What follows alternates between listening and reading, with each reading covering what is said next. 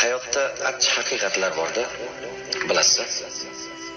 Negadir doim ko'nglimiz og'ritgan insondan emas, aksincha ko'nglimizga qaraydigan insonlardan alamimizni olamiz-da. Biz sevgan insonlarga ozor beramiz, lekin sevmagan insonlarga payondoz bo'lamiz. Nega? Yaxshi ko'rgan yaqinlarimizga, kasal birodarlarimizga vaqtimiz yo'q, lekin 7 yot begona insonlar bilan oshga har doim vaqt topamiz. Oilasini ochroq singlimizga har xil bahonalar bilan yordam bermaslikka harakat qilamiz, lekin xalqni ko'ziga qozon-qozon oshlar qilib ziyofat beramiz. Ota-onamizni haftada bir bora ko'rib kelishga fursat yo'q, lekin ammo ulfatlar bilan o'tirishga har doim vaqt topamiz. Nega?